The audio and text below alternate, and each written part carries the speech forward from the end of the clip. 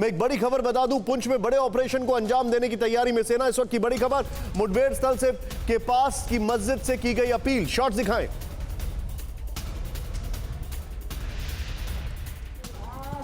लोगों से घरों में ही रहने की अपील की गई है। सुरक्षा बलों ने कई आतंकियों को घेरा है। बंद हो गए, अगर कोई घास काट रहा है उनको भी अपील की जाती है वो अपना काम काज छोड़कर अपने घरों में बंद हो जाए।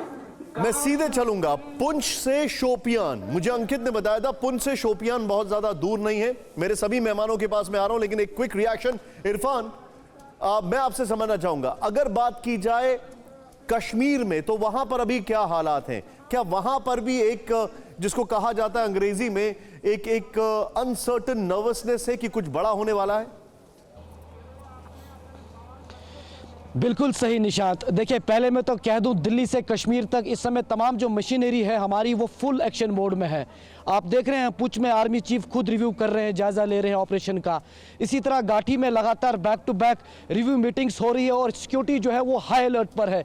हर चप्पे चप्पे नाके पर इस समय सुरक्षा बल तैनात है और बड़ी मैसिव फ्रिस्किंग हो रही है गाड़ियों की, ताकि मिलिटेंट गतिविधियों को इस समय घाटी में रोका जाए। क्योंकि लगातार जिस तरह घाटी में आपने कहा कि अनसर्टिनिटी है, साफ तौर पर वो सड़कों पर दिख रही है। लोगों में गुस्सा है। आज भी श्रीनगर में इन आम नागरिकों की हत्या के पीछे जो लोग मुलव्वस है उनके खिलाफ प्रदर्शन हुआ, तो आप अंदाज़ा लगा सकते हैं कि लोगों में कितना गुस्सा है। और साथ ही साथ जो यहाँ नॉन लोकल मजदूर है वो लगातार घाटी छोड़ने का सिलसिला उनका जारी कल से ही हुआ, तो उसके चलते भी लोग कहीं ना कहीं बहुत ज़्यादा अनसर्टन है और सब ये मानना चाहते हैं कि आखिर घाटी में मिलिटेंट गतिविधियां इस तरह अचानक क्यों बढ़ रही हैं, जबकि सुरक्षा को पहले अलर्ट पे रखा गया है। लेकिन अनसर्टन नर्वसनेस वहां पर दिखाई दे रही है और लग रहा है कि कुछ बड़ा होने वाला है। आपका बहुत बहुत शुक्रिया इरफान। अंकित, आपका बहुत बहुत शुक्रिया। मैं सीधे चलूंगा, अमित जी मेरे साथ हैं, अमित रैना साहब, आपसे जानना चाहूंगा सर, आप पहले तो कि आप अभी जो सिचुएशन है उसको क्या असेस कर रहे हैं, आप इसको कैसे फोर्सी कर रहे हैं, आगे ये कैसे अनफोल्ड होगा, दोनों पर आपका क्या रिएक्शन? देखिए, सिचुएशन तो आज एग्जैक्टली वही है जो 1989 में कश्मीर में थी, जहाँ पे इनिशियली नॉन कश्मीरी मुस्लिम्स यानी कश्मीरी पंडितों को और उसके बाद जो आउटसाइडर्स थे, चाहे वो किसी भी धर्म से, तो उनको टारगेट किया गया। मुझे नहीं लगता 1990 रिपीट होगा, बट जो बिगनिंग है पाकिस्तान की ओर से, कश्मीर के जिहादियों की ओर से, वो 89 की बिगनिंग है। Selective target killing of a certain community followed by people from other regions. तो ये शुरुआत हो चुकी है। हालांकि ये भी सच है कि पॉलिटिकल एनवायरनमेंट जो है आज देश का वो 1990 जैसा नहीं है, तो इसलिए मुझे नहीं लगता कि वो मास स्केल पे ये जाएगा। मगर चिंता की बात ये है कि आज कश्मीर की जो इकोनॉमी है वो लार्जली डिपेंडेंट है, खासकर जो आपका स्किल्ड लेबर है, जो आपका स्किल्ड क्राफ्ट्समैन है, वो सारा का सारा आपका पूर्वांचल एरिया से आता है, छत्तीसगढ़ से आता है, राजस्थान से आता है, गुजरात से आता है। और आज ये प्रयास किया जा रहा है कि कश्मीर की जो इकोनॉमी है उसका बैकबोन तोड़ा जाए।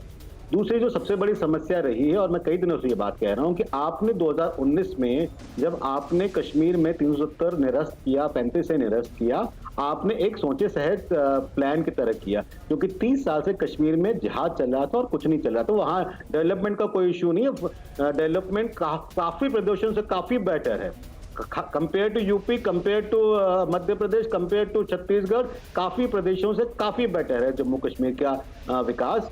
आपने उसको डिबॉलिश किया क्योंकि वो जो 370 था वो एक जिहादी इकोसिस्टम को हेल्प कर रहा था सस्टेन होने में, प्रिवेल करने में। मगर अनफॉर्चुनेटली आपने अपनी स्ट्रेटजी बदलकर winning hearts and winning minds की स्ट्रेटजी में आप चले गए। आपने कहा हम जिहाद को टैकल करेंगे डेवलपमेंट से, विकास से। अगर विश्व भर में जिहाद डेवलपमेंट और विकास से टैकल हुआ होता तो यूरोप में कभी जिहाद ही नहीं हुआ होता। तो जो यूरोप आज जूझ रहा है, जो आज फ्रांस जूझ रहा है जिहाद से, जो अमेरिका जूझ रहा है, जो यूके जूझ रहा है, जो स्कैंडिनेवियन कंट्री जूझ रहे हैं, जो ऑस्ट्रेलिया जूझ रहा है, वो नहीं होता। तो विकास का तोड़ अफगानिस्तान भी नहीं होता, क्योंकि काफी देश वहां पे डेवलपमेंट के लिए काम कर रहे थे, इंक्लूडिंग इंडिया। विकास तोड़ नहीं है, विकास एंटीडोट नहीं है जिहाद का। तो आपने उसको जिहाद को winning heart and winning mind जिहादियों का नहीं हो सकता, आपको वो इकोसिस्टम को तोड़ना पड़ेगा। दूसरी जो आपने गलती करी, जो आपने 2019 में बिल्कुल सही किया, आपने 2019 में जब 370 हटाया तो आपने प्रोएक्टिवली पॉलिटिकल पार्टीज के लीडर्स को, पॉलिटिकल पार्टीज के जो वर्कर्स हैं, इंपॉर्टेंट वर्कर, ओवरग्राउंड वर्कर्स हैं, टेररिस्ट ऑर्गेनाइजेशंस के सेपरेट लीडर है, सबको आपने डिटेन किया।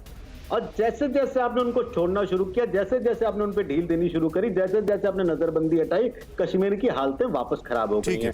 हमको समझना पड़ेगा कि कश्मीर का पॉलिटिकल इकोसिस्टम, इन पार्टीज का पॉलिटिकल इकोसिस्टम, मैं समझ गया आप जो कहना चाह रहे हैं सर। मैं आपको थोड़ा सा रोकूंगा।